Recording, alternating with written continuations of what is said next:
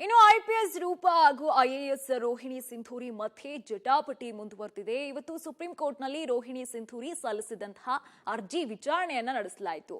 ಇನ್ನು ಈ ವೇಳೆ ಡಿ ರೂಪ ಕ್ಷಮೆ ಕೋರುವಂತೆ ಪಟ್ಟು ಹಿಡಿದಿದ್ರು. ನನ್ನ ವಿರುದ್ಧ ಮಾಡಿರುವಂತಹ ಅವಹೇಳನಕಾರಿ ಪೋಸ್ಟ್ಗಳನ್ನ ತೆಗೆದು ಹಾಕಬೇಕು, ಆದ್ರೂ ಡಿ ರೂಪ ಬೇಷರತ್ ಕ್ಷಮೆಯನ್ನ ಕೇಳಬೇಕು ಅಂತ ಒತ್ತಾಯಿಸಿದ್ರು. ಈ ವೇಳೆ ರೂಪ ಪರ ವಕೀಲರು ಮಧ್ಯವನ್ನ ಪ್ರವೇಶ ಮಾಡಿ ರೋಹಿಣಿ ಸಿಂಧೂರಿ ಕೂಡ ಆರೋಪವನ್ನ ಮಾಡಿದ್ದಾರೆ. ಬುದ್ಧಿ ಭ್ರಮಣೆಯಾಗಿದೆ ಅಂತ ನನಗೆ ವಾದಿಸಿದ್ದಾರೆ.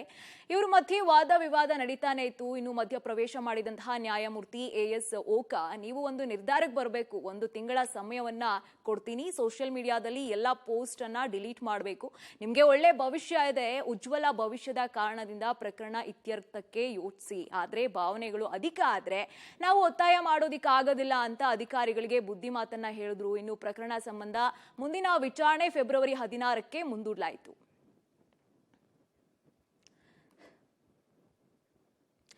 ಇನ್ನು ಬೆಂಗಳೂರಿನಲ್ಲಿ ಉದ್ಯಮಿಯನ್ನ ಕಿಡ್ನಾಪ್ ಮಾಡಿದ್ದ ಆರೋಪಿಯನ್ನ ಪೊಲೀಸರು ಬಂಧಿಸಿದ್ದಾರೆ. ಐಎಎಸ್ ಐಪಿಎಸ್ಗೆ ತಯಾರಾಗ್ತಾ ಇದ್ದಂತಹ ಸಚಿನ್ ಗೌರಿಶಂಕರ್ ಬಂಧಿತ ಆರೋಪಿಗಳು.